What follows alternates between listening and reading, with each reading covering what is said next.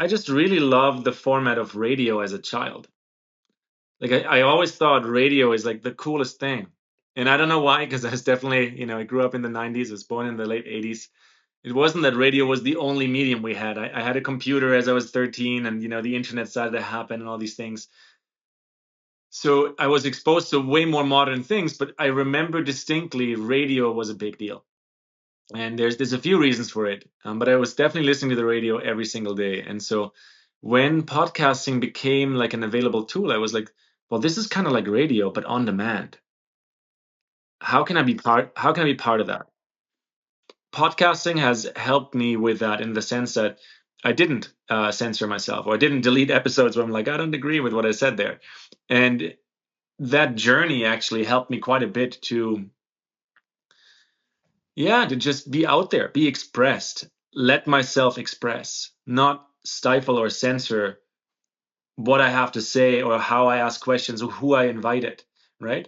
And there are few things that are more purposeful than coming together with the right set of people and diving deeper into one's own evolution, one's own journey, and also creating like takeaway things that then infuse the way we live life, the way we play business, the way we build the world around us. So there will be more.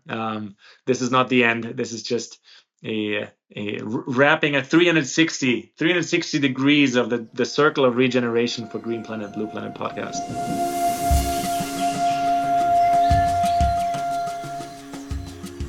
Welcome to this episode of Green Planet, Blue Planet podcast. I am here today with Hope Paterson. Welcome, Hope. Thank you for having me.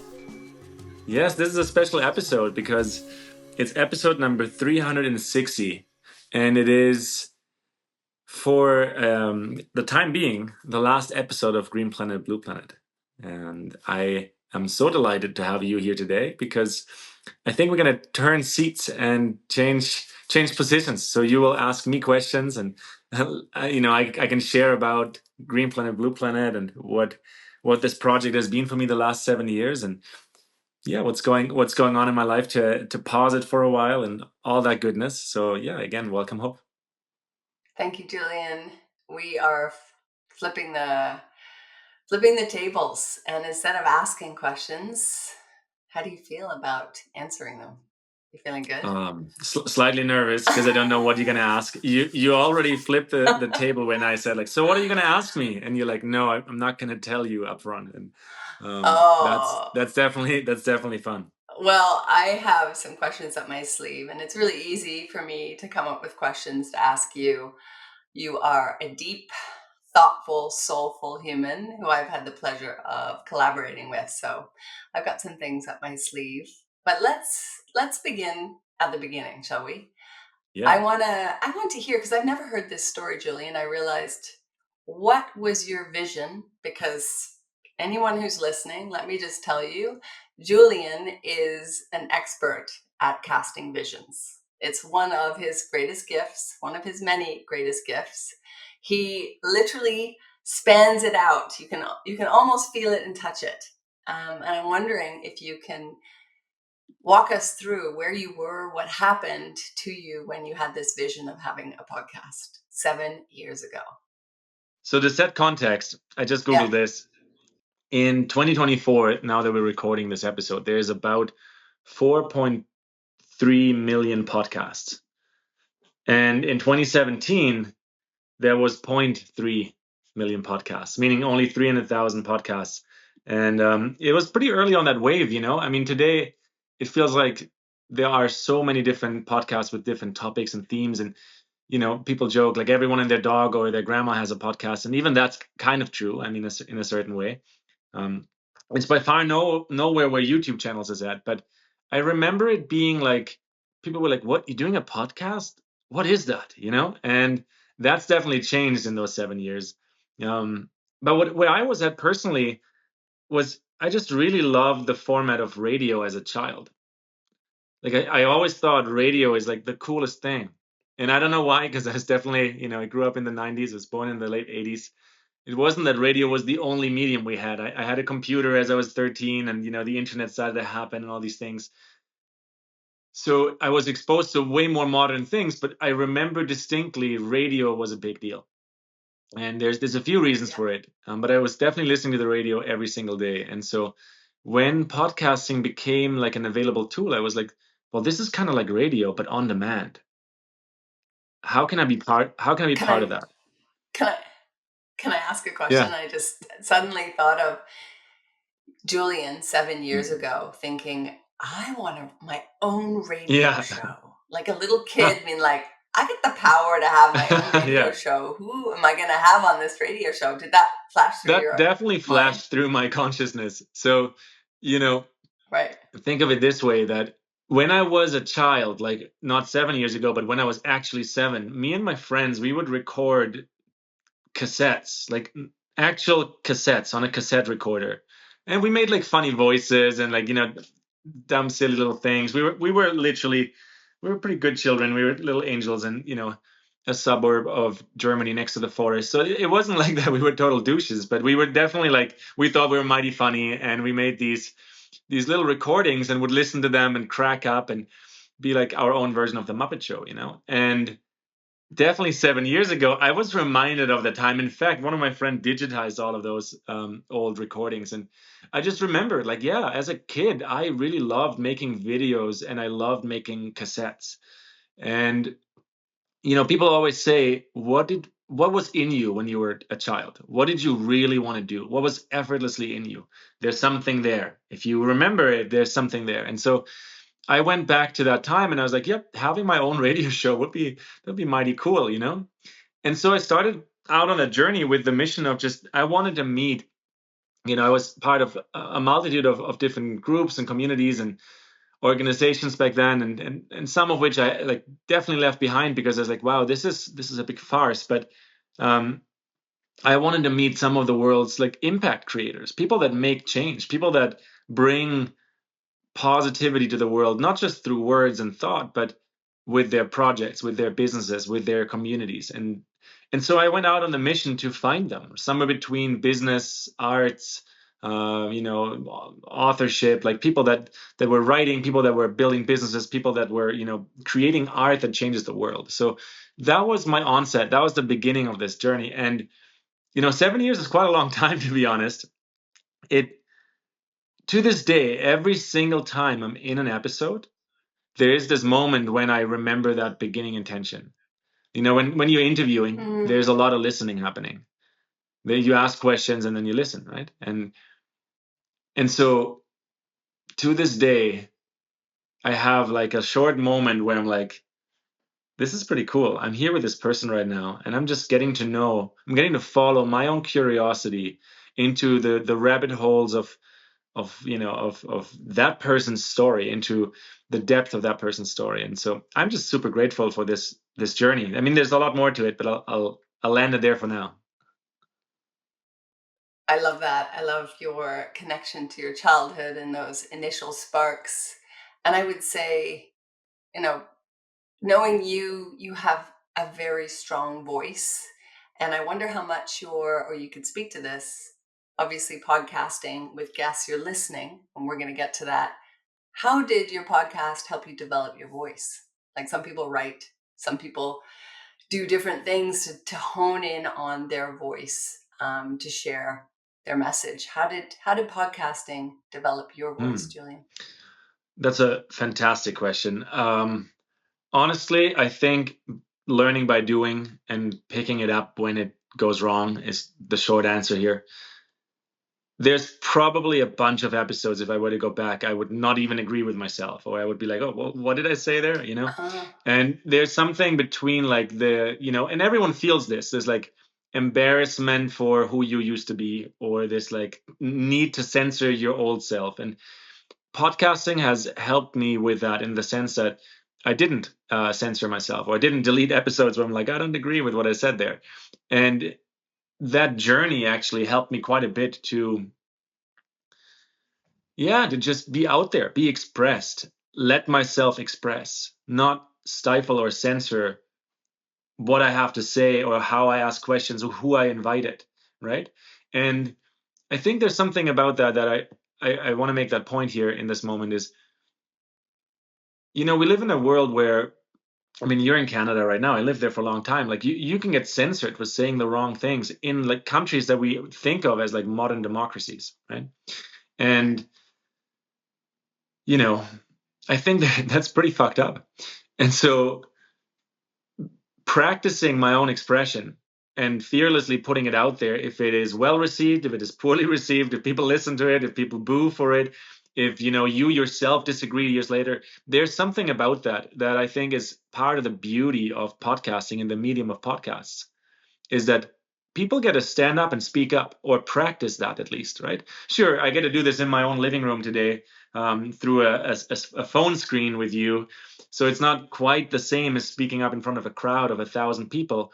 And, my podcast, even though I have definitely shared about how to build a better world and had a lot of guests that do this, I largely stayed away from political topics because I just find that rabbit hole both, it can be fascinating, but it can also be quite the bore, because these things don't really always move the world. It's more like a lot of what we don't want. And so it's helped me to just be expressed, Hope. That's the gist of it. It helped me to just allow myself to be expressed, and not, you like censor what's coming through. And especially through this COVID window, that was an interesting one, 2020, Yeah. 2021, where the whole world. Did you podcast all the way through? Oh I yeah, don't know, like I never stopped. yeah, I mean, okay. 360 Okay. episodes in 7 years. You do the math. I think the last 2 years I only did like one a week. In between, I had like 2 to 3 a week. And here's what it really, like, what got me high on podcasting for quite a while was just meeting all these awesome people myself, and creating like a 45-minute, 60-minute, 90-minute, 2-hour window between them and me, a part of which is recorded, a part of which lives on the internet. And having the opportunity to build a connection, to listen to someone and learn from someone, to Mm-hmm. to grow as a person, to grow my listening capacity, and to put it out there and get people to like basically critique it and tell you like I love it or I don't.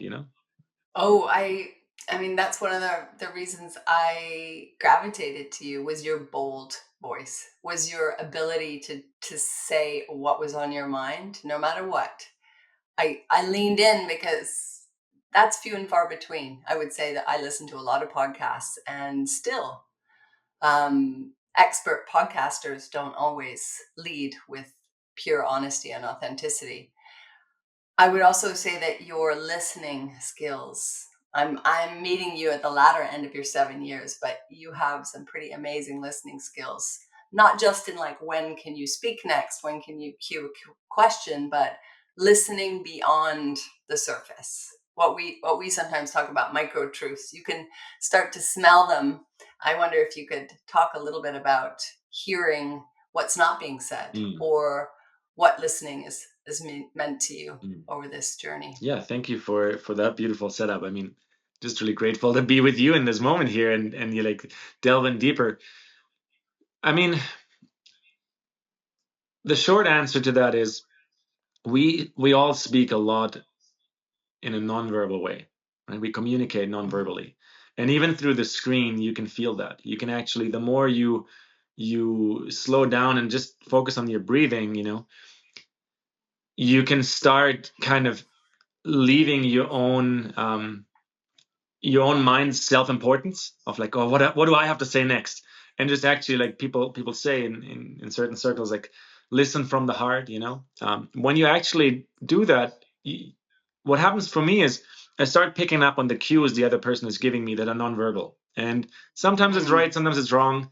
I don't think it needs to be overstretched, but that's the short of it, is there are nonverbal cues. And for a while, and if you go back to like episode 100 to 200 or something, I also really enjoyed when there were spaces in the episode, like when we didn't just talk back and forth, which, Silence, yeah, like just pauses, pauses. Yeah, huh? yeah. And I mean, again, just like I didn't censor earlier self-expressions, I don't fully even agree with that anymore. I love when a conversation is lively. I love when people talk a little bit over each other. I think there's passion in that. I think we can Mm. politically be put too politically correct with how things should be done, rather than just like taking it how it is and then moving it from there, right? um There's a few more things here. I actually, halfway in between, I hired a coach for me. About her work is helping form the voice, and not for singing but for speaking. And that was an interesting chapter, mainly because I realized that in my mother tongue German and in English, which this podcast is in, my tendency is to kind of move back into the brain quite a bit faster. And when I speak Spanish or Portuguese, more Latin languages, I notice that I'm not hanging out in my mind as much. And I would just, it would just, I would feel other people's heart much easier, and I would feel my own heart easier, which I know it is pretty far out there, but speaking multiple languages, these are the things that sometimes occur to you. And I noticed that when I'm at a party, or when I'm at an event or a conference, and all the languages get spoken that I have access to, many more, because I only know 4 or 5, but when all the languages I have access to get spoken, there's this incredible wave that I can start surfing. And I know a few people that do that, which is like you jump between the languages and you start realizing it's all just a stream of consciousness, right? It's not really thinking that puts things into logical bits and then the logical bit gets transferred. It's like a wave of understanding, and you just express in the language that you have access to. And if 3 people enter that all speak Spanish, the wave might change from English to Spanish, but it's the same wave. And so I hired her to help me understand that. Yeah. I hired her to help me understand that, and help me slow down so I would feel that same feeling when I speak German or English. And she's worked with Hollywood actors and like Broadway performers in New York, and it was just really funny because I thought I didn't really know what I was up for, but it was basically a lot of yoga and stretching to just get into the body first. And breath work? With yoga, obviously. Yeah, like pranayama more than breath work, in the sense of slow breathing, finding awareness. And anyway, long story short, it was one of those moments where that ultimately shaped my listening capacity. So it's quite paradoxical. I hired someone to help me enunciate better, in the short of it. And it changed my listening capacity, because I had to learn to listen to my own voice, where it is resonant in the space. And then when you start doing this, you do that for everyone else you speak to as well. You start listening, like, where is this person speaking from right now? Am I hearing, if anyone is into opera, and my first episode ever was with my dear friend John, who is an opera singer. That was your first one? Yeah, John came back a few times. We started this together. At the time, we met quite a bit, in different places, and he was like, Julian, you should totally do a podcast. And I was like, well, would you be my first guest? In his voice. Yeah. But that's why we're laughing about it, because as an opera singer, he's extremely aware of where his voice is happening from. Yeah. I'm picking up on all of this because it's not something I have explored. I would say I love using my voice, but I've been rather lazy, and I certainly don't speak 5 languages like you do. But that's so cool about the surfing the wave. I want to kind of shift that surfing of the wave to a little bit more practical, pragmatic. How did you surf the wave of being amidst, say, year 2, year 3 of this 7-year stretch, and feel like, I want to reflect back? Have you done reflection points over the 7 years of meeting up with your producer or meeting up with people you work with and say, could you give me feedback, or let's do a review? What did that look like? Yeah, that's a great rabbit hole to go into. Tell me. I'm really curious. Do you mind if I add one more thing to the last bit here? So just to be clear about this, surfing the wave, I've heard people say before, you can speak as many languages as you want. The main language is energy. Well, that is surfing the wave. It's reading the energy of what's actually happening, right? So, and it doesn't matter if you speak 1 language or 20. It's about feeling the energy wave that passes through you and through people, and learning how to either be with it or actually surf it, or let it express through you, which is, again, singing can feel like that to a practiced singer. But you asked me about reflection and how to how that happened across those years. And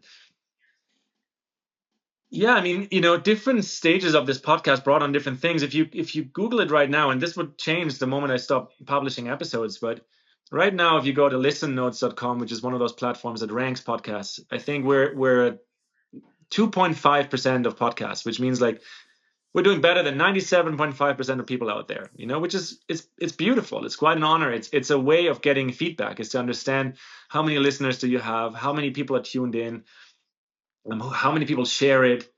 And it was always the hardest part for me, because there's a deep intention that I did this to meet amazing people and to inform the growing audience in a way that I just wanted to introduce those people. And when I started doing those first reflection episodes, I felt a bit awkward. Like, if you go back, definitely the ones I would have liked to Right. delete.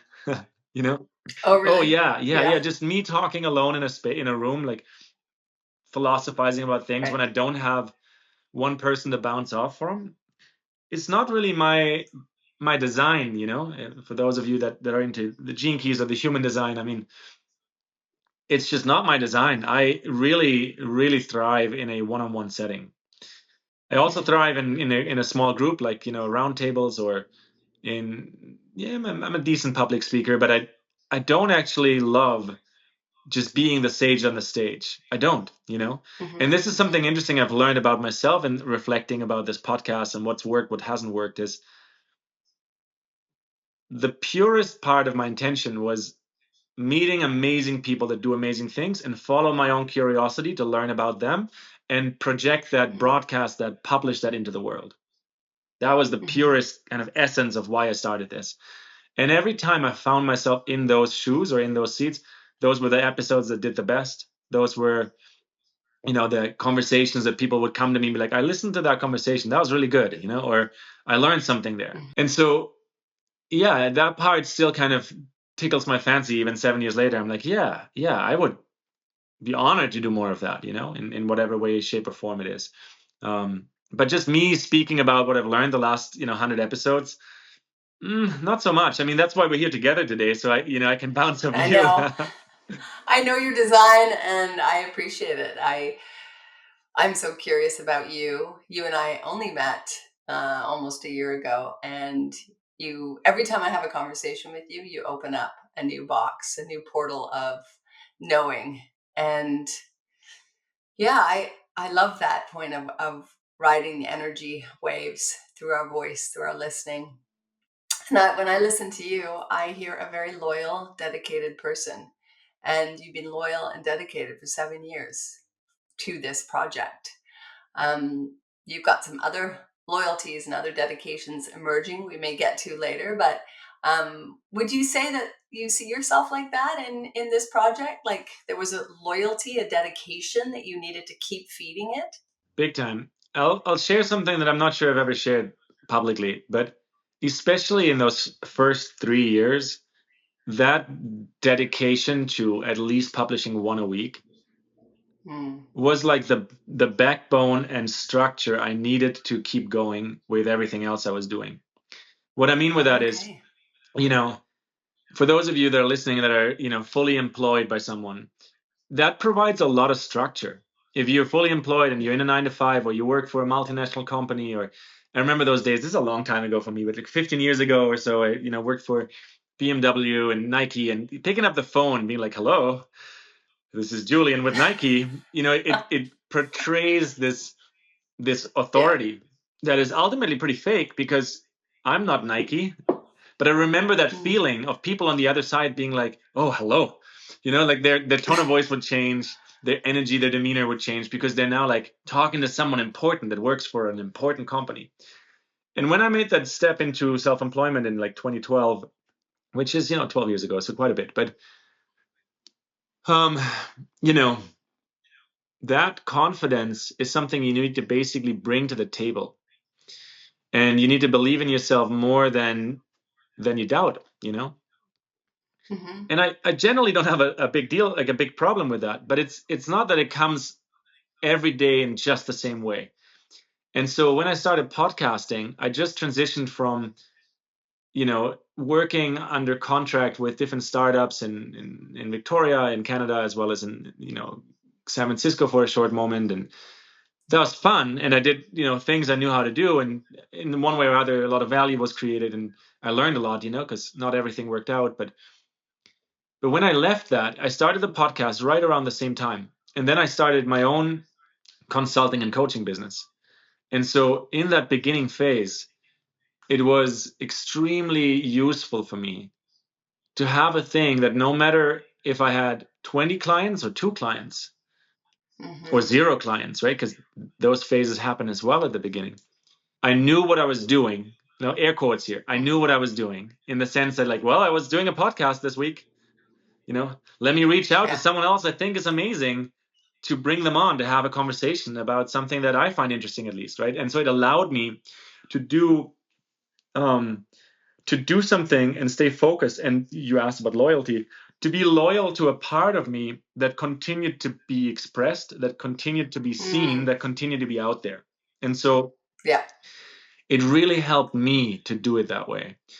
And generally I'm a rather, committed person. I get very determined when I am in the lineup for something. Really? Yeah. How do you know? I know. You're very determined and very committed. And also you can pivot within that, but that solid container is there. And you're such a people person. You are such a people person. I can only imagine what a networking connection journey it's been with the people that have been your guests, and also people who maybe didn't make it on as guests, but you, in your connection of, you should speak to Julian about his podcast, ended up coming into your world for work or relationship. All of these things, right? I want to point out one specific cohort that, I talked to one of the co-founders, and we were part of another group. I've always been part of different groups and communities and tribes, and always told people that as well in the very early days, like find your groups. Like you need to expose yourself to, peers and people that think differently than you. They might want the same thing, but the biggest risk of this modern social media age, and I think we're about to leave it, to be honest with you. I think enough stuff's happening in the outer world that people are like, I need to find more people than my Facebook stream or my Instagram stream can allow in. I'm hearing it, right? Every week. Exactly. And so, but we've created these, for better and for worse, these silos of information where you just get feedback loops of the same, right? And so a little earlier in the journey, or like halfway through the journey, I was in a cohort called the Science Studio, co-initiated through the Buckminster Fuller Institute. And, tons of people I knew here and there. And then they were like, hey, you should be part of this first cohort. We're running this this decade-long design science studio, an original idea from Buckminster Fuller. And these people just, set forth to make cohorts of 144 people every year and bring like creatives together, right? And like anything, some of that is amazing, some of that not so much, but that's just how life is, right? Like not everything is only going to be incredible for everyone. But the reason why I'm bringing up this cohort, is that was the first time that a whole group of people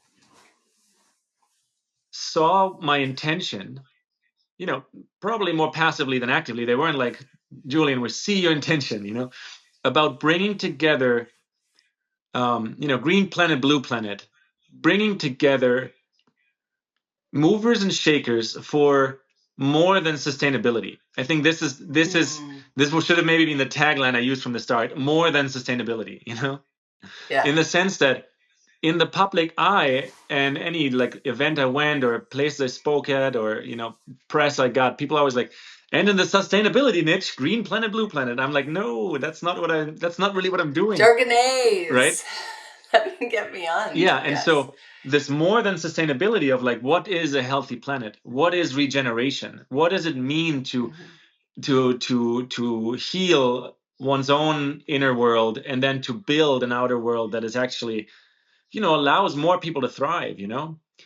That's the quest I've really been on. And in this Design Science Studio cohort, I feel like that was the first larger group, 144 people, where I was like, wow, everyone gets this. And this, it felt fringe, like it felt creatives, you know, it felt like people that are just like doing amazing out there things between like, you know, Art Basel and Burning Man kind of thing, you know, and all different ages and all different um, cultures. lots of different ages, a few different cultures. Yeah. I mean, it was still like a fairly American cohort, and you know, it was, I think, like Black Lives Matter time, and so we definitely like completely got sidetracked by all the political correctness of the year. Right. But all the internationals were like, hey, this is great, and like, yeah, we're all for like everyone being honored in every way, but like we're more than America, right? And so that was an interesting one to experience within that cohort. But because like this is quite, you know, it's quite a topic actually. If you bring people from all generations and all nationalities in, a lot of the en vogue political topics and political correctness topics are suddenly like, they're not as important anymore. It's more like, hey, like there's a lot more going on here. We have someone from South America, from Africa, from Southeast Asia. They all grew up in poverty. Like, let's stop talking about our modern European American nitpickery. But my point was about regeneration. And, you know, the word regenaissance was coined in this group. I don't think any of us individually can claim that we coined that word. And maybe someone said it before, but it was pretty much 2020, end of 2020, right around when I met Basil, who was, you know, in the background of this, producing, recording, and editing. Shout out to Basil for doing amazing work for many years, you know. But the word regenaissance was coined as a group. And I've heard it and seen it, you know, in the last 3 years, 4 years, quite a bit. I mean, it's still not like a word everyone uses, but this idea of like a renaissance, like a rebirthing, a modern rebirthing of regeneration. And so for a short moment there, I was like, this is just so cool. Like it's entering the mainstream, or it's entering people's perspective. And to be honest with you, I think it actually has. Now, I'm not saying, you know, I did that. I don't think I can say that by any means, but I definitely had the intention to contribute to it from the very first day, from 7 years ago.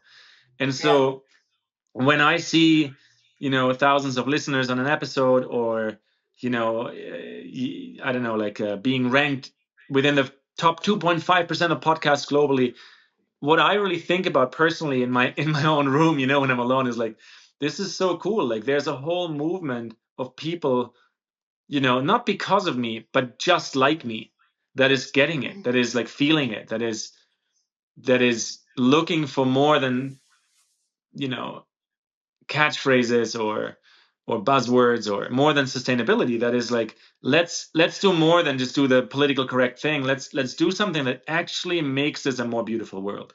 I love that. And what an honor it must have been for you to literally put your finger on the pulse of evolving culture. And through your conversations, through your own voice developing, and just tuning in with your ear, you have been part of that evolution, guiding it, participating. What an honor. Do you feel this level of pride? I feel pride for you. That's sweet. I just Googled Evolving Culture Podcast. Not sure it exists yet. Another great name. Yeah, I mean, let me be super honest with you. I struggle with that, actually, personally. Like I know I'm a confident man, and I know what I'm good at, and I know also what I'm not so good at. And then there's a lot I don't know. But I do have the right people around me, and I always had, you know, I very much thrive in relationships, and Who not how. yeah, who not how, in that sense, you know, or who and then how. And so with the right who's, I was definitely aware that what I'm doing is like, it's appreciated, it's being seen, it's out there. It's, you know, it's not the most famous podcast, and there's a part of me that, you know, would have that ambition, and then there's a part of me that's like, and it doesn't matter, like as long as it's like people are tuning in, and I'm following the purity of that intention of curiosity. But am I proud? In German we say jein, you know, like yes and no. Jane. The Australians say jane. Yes like, and no at the same time. Yeah, Jein. yeah. Like not nine, but jein. Jein. Oh. And so in the sense that I'm also a very self-critical person. And so when I see that like there's a couple thousand, my first thought is like, what am I doing that it's not 100,000? If it's the top 2.5%, I'm like, what am I doing wrong that is not the top percent, right? And that's not where I hang out, just to be clear. Like I don't get stuck there. Right. I've worked a lot and I have a lot of different practices to get unstuck and surrender back into the flow, right? And so there's an amount of like, yeah, this is great. I did a thing. And then there's a part of me that's like, could I relax even more in how amazing this thing I contributed is, rather than it needing to be bigger? And the answer is yine. Like sometimes yes, sometimes no, right? And I think it's just me wanting to be honest here and share the human perspective of it. And just to be super clear, like I don't even agree with my own statement here, in the sense that not everything needs to be in the top 3 to be a success. Like the comparative culture we live in is a big part of what prevents a more beautiful world to happen. But I can't help myself to also have some of those thoughts and some of those filters, since I'm a part and a product of this world just as much, right? I appreciate your honesty. There you go. You're laying it out. I also think that ending on the 360th episode might be a pause. It might be a pause, and sometimes it's hard to see when you're in it. Whether it's a project you're ending, a relationship you're ending, whatever, you're going to have different perspectives when you land it and leave it for a while or forever.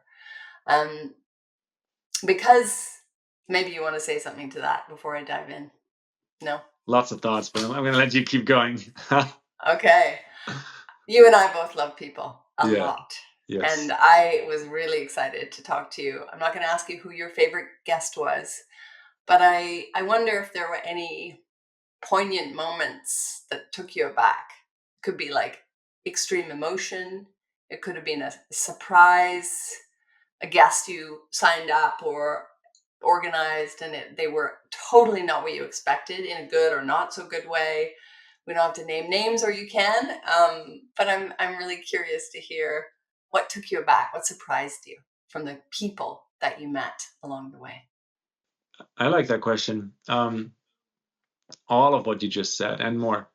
So I think what took me aback most is that when I am really present in an episode, like in the moment right now, where I see like your face big on the screen and like my face is like the little tiny blip in the screen here.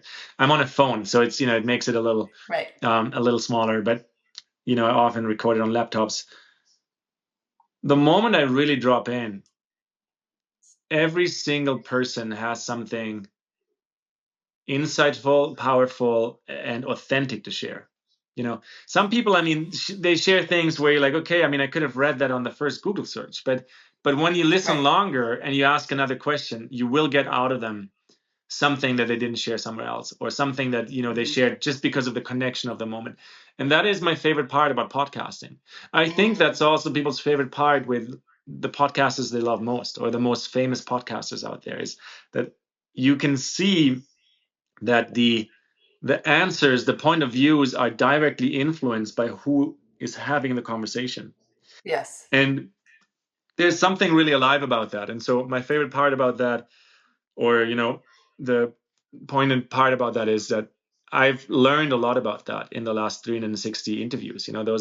That's a bunch of hours, with like researching and editing and publishing, like that's a lot of hours, and so it shows you the beauty of humanity. It showed me the beauty of humanity in a small window, but it definitely let me access that. I also learned that, and this is quite interesting, because I'd say there's a few things I've learned about myself where I'm like definitely a few steps ahead of 7 years ago. And so you said earlier, like you appreciate about me how honest and direct I speak about things and don't hold back. I have held back, though, within the public format, actually, because I always try to be like the mediator, facilitator around topics, rather than being like, I don't know, I'll just say it right now. What happened during COVID was bullshit. Like, what did we all do there? Like, in that time, I didn't say that. I already thought it, but I try to Right. just not talk about it and just focus on the person and their beautiful contribution to the world. Right. Today, I would probably do that very differently, but I've learned to sharpen my opinions and own them. And now I can speak about them way more than ever before. But it took those 7 years of consistently being on the chair of interviewing to I understand also that. just quickly on the opinions piece. I feel like one of the approaches you have is to know when to share your strong, sharpened opinion, and when it really is not really going to be either a good time or not appropriate. But you pick your timing. Well, thank you. I mean, that's how I see it. I mean, but then the timing of a public episode is very different than the Yeah. timing of, like, we're here with 10 people or we're here with 50 people, and within this context, people understand what I'm saying. In a public episode, everything can be pulled out of context. I mean, people make reels of like 10 seconds, or someone says something that if you listen to the 5 minutes, it means something different, but that 10-second snippet sounds like pretty dumb. So that was one part that came out through being exposed to so many people. I mean, look, what I love most love about all the guests I had on is when I could genuinely feel their passion for what they were doing. And when that passion, I'm thinking of, like, I can name some names, but like the obvious ones, like the artists, right? Like Estos Ton or Amanda Sage, or many other, Autumn Sky, many other artists I had on, where I'm like, I can just feel that you are so clear on what you're doing, because this is the lifeblood of you. And then from there, having a conversation is just the easiest thing ever. There's no double guessing. There's no like, oh my God, I'm being interviewed. There's just that person. Their signal is super strong. Clear signal, clear mirror, right? Like, their mirror isn't murky. They're like, nope, I'm here to do this, and comes with challenges, but this is what I do, right? And I love that. I like it. It's inspiring. It taught me things, right? Any tears? Did you find yourself like asking questions or going into conversation with the guest, and like you are a really amazing mirror, like feeling their emotion and being brought to tears? Or no, never? Not so much. Not so much. No, I mean, No. I can be pretty composed. So you know this about me. It's not that I don't cry. I mean, of course I cry every now and then, but yeah, I have an awareness over, like, this is a public moment, even though I'm just having it in my own living room. Yeah. Right. Yeah. Okay. Fair enough. And maybe an older version of myself can like tear up I anyway. hope to know and, like, you. let it roll. Like, I hope to know you when you're papery and wrinkly, which is very far from now, but just seeing how that evolves. And laughter. I'm sure there was lots of laughter. So much laughter behind the scenes on episodes, and just like, again, like, my favorite part, and I gave my very best to make it as international and relevant as I can. But I already had a pretty big scope with, like, Regeneration, A More Beautiful World, like Green Planet, Blue Planet, my own playful approach to give people an image that, like, we live on a planet that is in its healthiest form. It's vibrant, it's green, it's blue, it's rivers, forests, animals, like, and so it's a pretty big scope. I realized that halfway in, I'm like, man, if I made a smaller niche, it would be much easier to, like, win in that niche, so to speak. That's interesting. Okay. Yeah, I mean, so that part of the journey, it has been with me personally from the beginning, of like, how much am I just doing it because this is what's pulsating in my lifeblood, so to speak, what's like beating in my heart, what I'm connected to, and how much am I also wanting to be relevant to the audience out there. And if you look at a lot of the top performing podcasters, what they're extremely good at is they understand relevance. They understand what people click. They understand why people tune in. They understand to niche in from the naming of their podcast to the naming of episodes. And a lot of them have teams who help them do that, because, everyone's different. And so, in this modern media world, we are equally a product of how this media world works, as well as how we think we choose freely everything. We don't really choose so freely. We choose based on the algorithms of YouTube and Spotify and Apple Podcasts, and right. And so within that, different things are more relevant. And I definitely have to say, like, naming the podcast Green Planet, Blue Planet was way more fringe and way more like big scope and just like a playful image. The good side of it, though, is it set me up for this very authentic conversations and laughs with those people that you just asked about, like being on with one of my latest episodes with Bruce Lipton, for example. And he just gets it. I think he's almost 80 now, or just turned 80. And at the end of the episode, he said it, I think he even said it in the recording, but he definitely made a point to say it after we stopped recording. He's like, what you're doing is so important because you're giving a voice to people like me that share a message that wasn't able to be shared 30 years ago. And he said it very genuine. He didn't say it like a script. And then I hope he says that to every single person he's on a podcast with, because it's true for everyone. But he saw that and he sees that. And I met a lot of people like that, where they have a message and there's a level of like, this is my message, or a level of self-importance about their message. And that's okay. That's all right.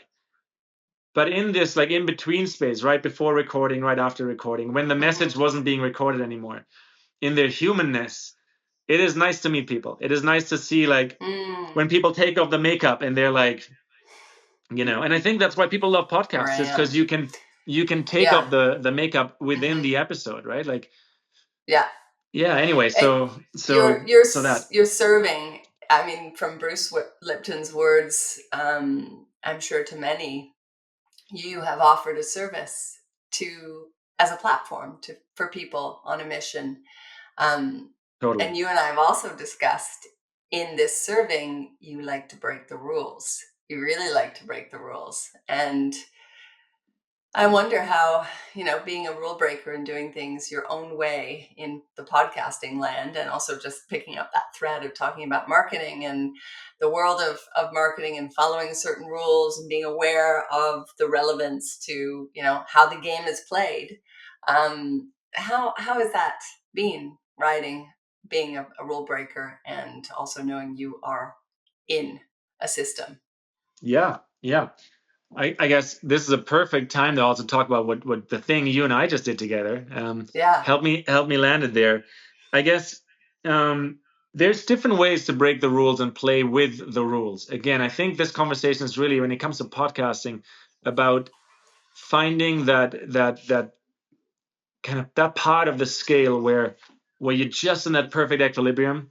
And I learned a lot about that in these 7 years, in the sense that, look, I do like to break the rules. And for me, just like leaving, solidly paid positions and starting my own thing in another country, in another language, starting my own podcast in English, which is not my mother tongue, that's already breaking the rules. That's already me just literally making it up as I go, right? Yeah. And making it up as you go and being reflected by, I mean, it's a page on the internet, but that you're doing it within the top 5%, the top 3% of people.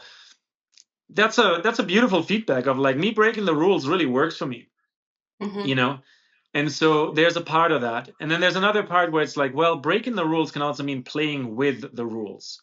And when you play with the rules, you get smarter and smarter how you dish things up. And I don't think I've been horrible at that. But again, like, the reflections I've gotten is more than sustainability, regeneration, more beautiful world, interview-based content on a label that's called Green Planet, Blue Planet is a bit more fringe than it is to, name it like something that's just identifiable within 5 seconds. Yeah.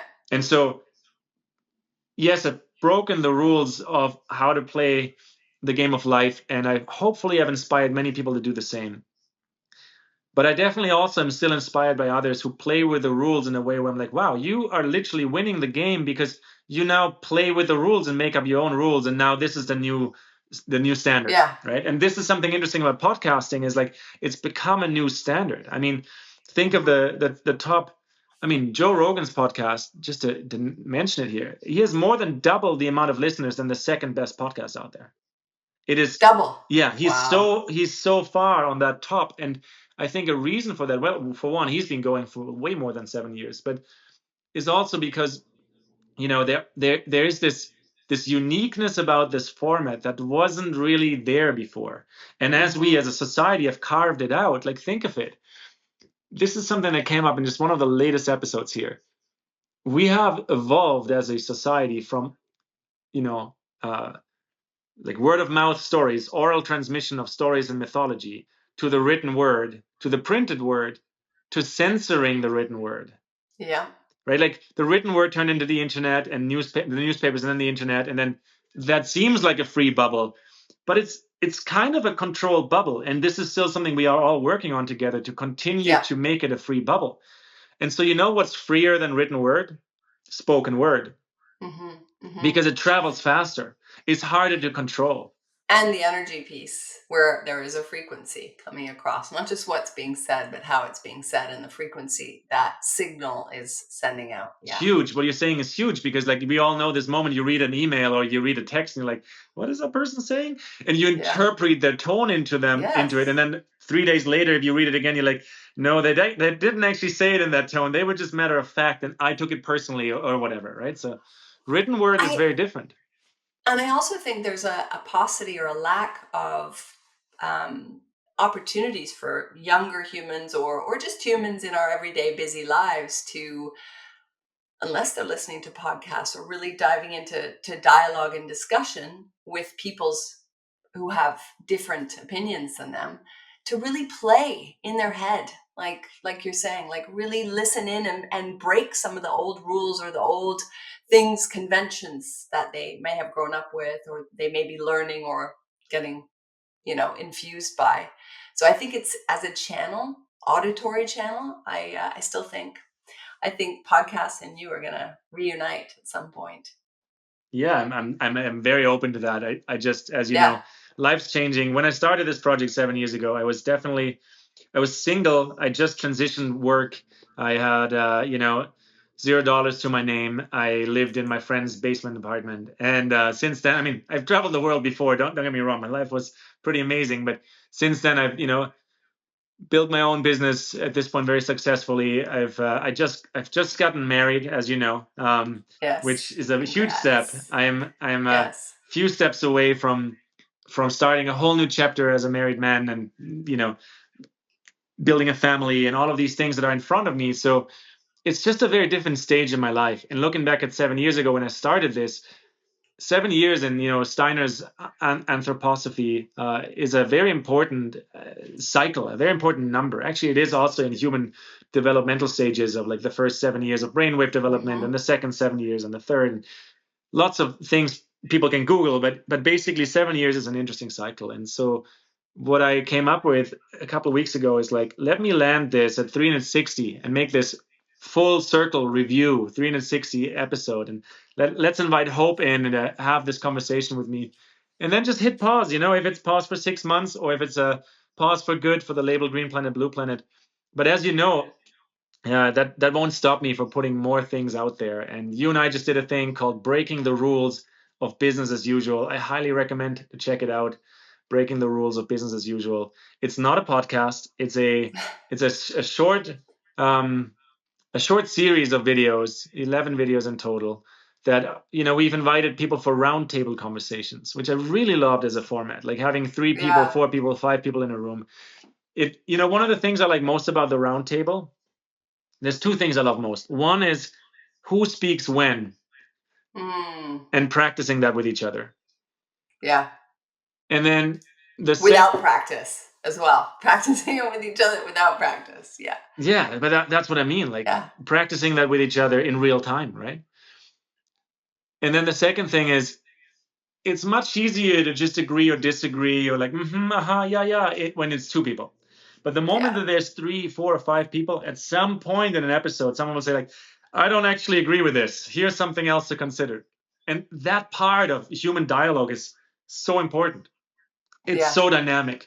We've gotten so used to the silos of information and to the short attention spans of like, yeah, sounds good. Let's keep going. And I think it is one of the antidotes of the spoken word of podcast as a format is we can dive much deeper and we can disagree with each other and we can healthily do so. and that's what I love about Breaking the Rules of Business as Usual as a series, is there's a little bit of friction in there in the best sense possible. What did you like about that series, Hope? Well, from start to well, it's not finished, but from inception, which was, for me, my experience was not being a guest on your podcast, but meeting you in person. And we did have that shared love of breaking the rules, of traveling the world, of loving people. And you did your visioning, as you do, and you cast that vision for what would happen if we brought people of different generations, different cultures, different genders together. Hope, what would happen? I'm like, I don't know. Let's try it. Why not? And we did. And it was probably not like you and I do our other projects. I know, speaking for myself, it was beautifully emergent. The people who showed up were pretty amazing guests in a panel. They'd never met each other. And it was like a tango dance. Not that I'm an amazing tango dancer, but how I would think of dancing tango. And I think the themes that were coming up that you talk about a lot, it was definitely infused, is freedom. And for people who are looking to explore what does freedom look like in their lives, in whatever frequency, flavor, we had so much of that in our dialogue, naturally unfolding. What does freedom look like? What does it feel like? What does it taste like? How does it hurt? How does it, cause us to evolve? And I think that is on many people's minds right now. Freedom. And also who to listen to, who to be mentored by, whose words do I want to pay attention to. And so, wrapped up in these 11 engaging series episodes, we landed that, I felt. What about you? Yeah, I like you pick up freedom. I think it's the most important topic of our modern world, is like, what does freedom mean? Yeah. What does it entail individually and then collectively? Yeah, as I said, I enjoy the round table format, that being exposed to different perspectives, right? Like, we had literally people from, I think, like, all over the world. I mean, not every country, of course. We had 22 guests on there, so that we couldn't match that, but there was quite a bit of an international flair, and I enjoy that. I've traveled to more than 60 countries. I've lived in quite a few of them and speak a few languages, as you know. And the reason why I mention that is because life's just so much richer in color, like when you have all the different shades of gray, or the full spectrum. And I would call freedom, like full spectrum freedom, includes I think 5 pillars, time, money, relationships, alone time, right? Alone time, because it's part of freedom, is to, am I actually at peace with myself?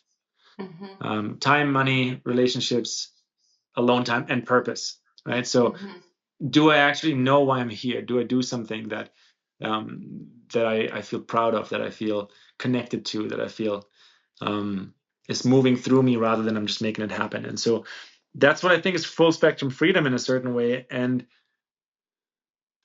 we've touched on that in this series, And so at the end of this episode here for the Green Planet, Blue Planet, check out alterbraintrust.com, where we're hosting the first steps of what is very likely going to turn into a real brain trust, and that's called Breaking the Rules of Business as Usual. I'll link it out in the episode.